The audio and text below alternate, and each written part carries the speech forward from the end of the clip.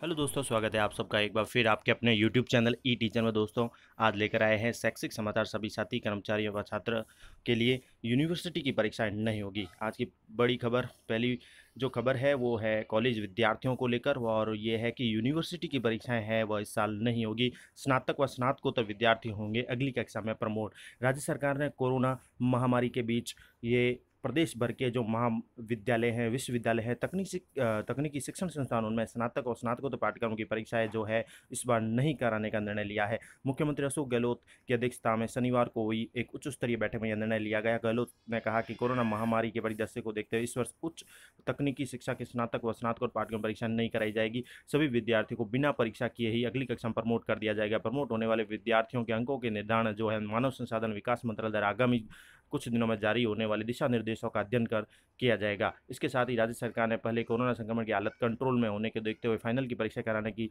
तैयारी की थी, लेकिन इन दिनों तेजी से बढ़ रहे मामलों को देखते हुए नए सिरे से विचार किया गया है कि एक दिन पूर्व राज्य के परिवहन मंत्री प्रताप सिंह खाचरियावास, मुख्य सचेतक महेश जोशी, कई विधायक परीक्षा स्थगित कराने की मांग कर रहे थे। छात्र संगठन भी ये मांग उठाकर प्रदर्शन कर रहे थे कि उच्च शिक्षा मंत्री बाबर सिंह भाटी, तकनीकी शिक्षा मंत्री सुभाष गर्ग व मुख्य सचिव राजीव स्वरूप, अतिरिक्त मुख्य सचिव श्री निरंजन आर्य व उच्च शिक्षा सचिव श्रीमती सुचि शर्मा, सूचना व जनसंपर्क आयुक्त महेंद्र सोनी सहित अन्य अधिकारी उपस्थित थे, और उन्होंने निर्णय लिया कि यूनिवर्सिटी की परीक्षा इस साल नहीं होगी और उनको प्रमोट किया जाएगा। आगे जो भी दिशा निर्देश आएंगे उसके अनुसार उनका अंक निर्धारण भी कर दिया जाएगा। दिखाते अगली खबर दोस्तों, वो ये है कि विद्यालयों में तालाबंदी की सूचना के लिए खुलेंगे कंट्रोल रूम। माध्यमिक शिक्षा निदेशालय ने विद्यालयों में होने वाली तालाबंदी को रोकने के लिए प्रयास शुरू कर दिया है। इसके तहत जो संयुक्त निदेशक स्कूल शिक्षा निदेशालय ने कंट्रोल रूम भी खोल दिया है। निदेशक सौरभ स्वामी ने शिक्षा अधिकारियों को निर्देश दिया है कि स्कूल मंडल स्कूल शिक्षा के कार्य में तालाबंदी की सूचना देने के लिए कंट्रोल रूम स्थापित होगा, और साथ ही अपने परिक्षेत्र में होने वाली तालाबंदी की सूचना सुबह 9 से दोपहर 2 बजे तक देंगे।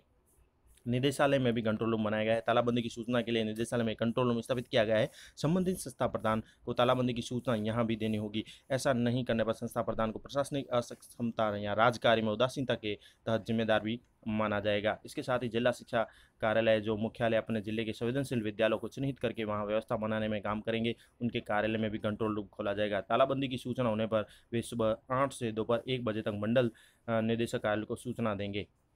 इसके साथ समय व कार्यालय के जिम्मेदार अधिकारी को मौके पर भेजकर तालाबंदी खुलवाने का प्रयास करेंगे।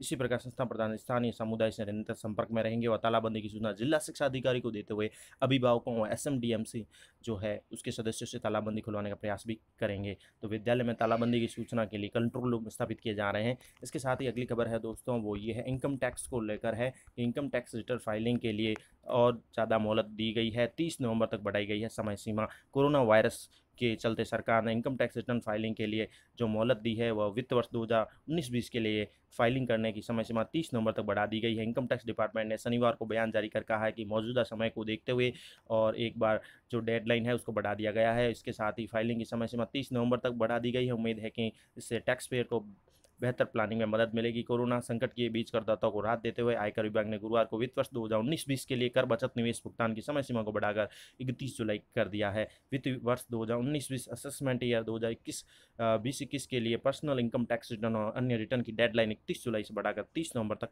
2020 कर दिया गया है। इसके साथ ही अगली खबर है दोस्तों, वो ये है एसबीआई ने घर खरीदने वालों को तोहफा दिया है। एसबीआई ने अपने जो होम लोन है उनको सस्ता किया है। देख लेते हैं क्या है खबर।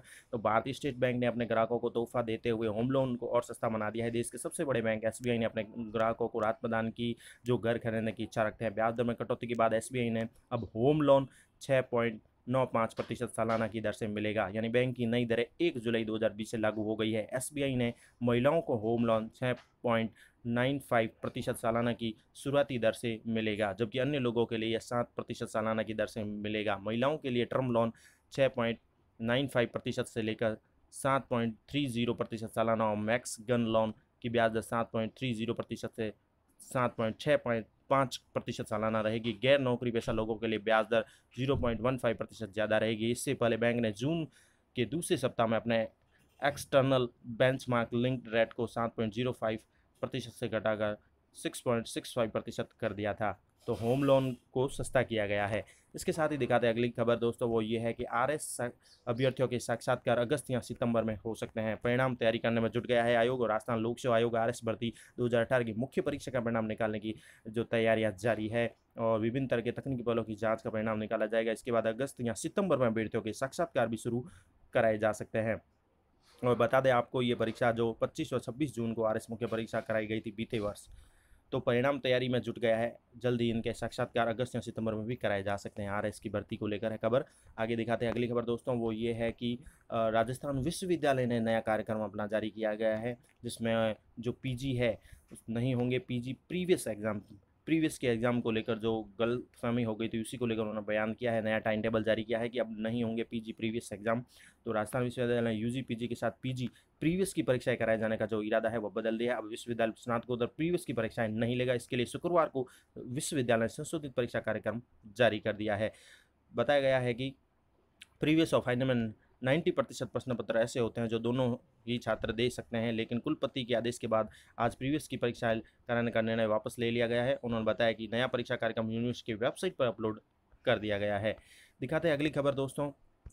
अगली खबर है असमंजस में है लगभग 1.5 लाख अभ्यर्थी। प्रतियोगी परीक्षाओं के कैलेंडर जारी होने के बाद भी है असमंजस की स्थिति। राजस्थान में बेरोजगारों की जो भर्तियों की सौगात तो मिल चुकी है, लेकिन हाल ही में लोक सेवा आयोग अजमेर जो आरपीएससी ने 9 प्रतियोगी परीक्षाओं और 6 परीक्षाओं के साक्षात्कार की तिथि जारी कर दी है। कर्मचारी चयन बोर्ड पटवारी भर्ती समेत 14 भर्तियों का कैलेंडर जारी कर दिया है, लेकिन अब अभ्यर्थियों के सामने दूसरा संकट ये है कि वह है तैयारी का।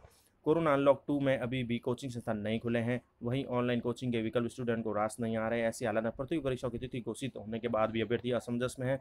इसके साथ ही जयपुर में कोरोना संकट के चलते मार्च में बंद हुए कोचिंग संस्थान लाइब्रेरी लगभग 3 महीने बाद भी नहीं खोले जा सकते हैं। इसके साथ ही अनलॉक 2 में शिक्षण संस्थाओं को क्लासरूम टीचिंग की राहत नहीं मिली है। स्कूल कॉलेजों के साथ जो कि 30 जुलाई तक कोचिंग संस्थान भी बंद रखने के निर्देश दिए गए हैं। ऐसे में जो है अब स्टडीज़ करने का, प्रतियोगी परीक्षा की तैयारी करने के लिए कोचिंग संस्थान में जाने का जो सपना है अब अभ्यर्थियों का, वो काफ़ी असमंजस में पड़ गया है। तो लाखों अभ्यर्थी इससे परेशान भी है।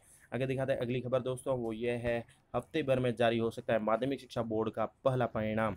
राजस्थान माध्यमिक शिक्षा बोर्ड से खबर है कि अपना पहला नतीजा जुलाई के दूसरे सप्ताह में जारी कर सकता है। बोर्ड की लंबित विषयों की परीक्षा 30 जून को समाप्त हुई थी। इसके बाद अब परिणाम जारी करने की कवायद शुरू हो गई है। बोर्ड के अध्यक्ष ने बताया है कि बोर्ड 15 जुलाई से पहले अपना नतीजा जारी कर देगा। इसके साथ ही जो है सूत्रों के अनुसार बोर्ड को 12वीं विज्ञान और वाणिज्य के अधिकांश विषयों के प्राप्तांक मिल गए हैं और अब इन्हें केंद्रीकृत रूप से परिणाम निकालने के लिए इस्तेमाल किया जा रहा है। बोर्ड की पिछले कुछ वर्षों से परंपरा है कि वो 12वीं विज्ञान और वाणिज्य का नतीजा एक साथ जारी करता है, और इस बार भी संभव है कि वह ऐसा ही करने वाला है। और इसके साथ ही परीक्षक जो होते हैं उनको 450 की जगह 300 उत्तर पुस्तिकाएँ ही जांचने के लिए दी गई है। साथ ही इन उत्तर पुस्तिकाओं का मूल्यांकन कर 10 दिन में उनको प्राप्तांक बोर्ड की वेबसाइट पर ऑनलाइन अपलोड करने के निर्देश भी दिए गए थे। तो हफ्ते भर में जारी हो सकता है माध्यमिक शिक्षा बोर्ड का पहला परिणाम। इसके साथ ही स्कूल खुलने को लेकर ये है कि स्कूल कब खुलेंगे ये तो अभी तक तय नहीं है, लेकिन स्कूलों को अगर खोला जाए तो पूरी सावधानी के साथ खोला जाए तो यही बचाव हो सकता है। जैसा कि एक अखबार में लोगों की अपनी राय है, लोगों ने अपनी राय दी है कि अन्य प्रतिष्ठान या संस्थान खोलने से समाज को जितना लाभ नहीं मिलेगा जितना स्कूल खोलने से मिल सकता है।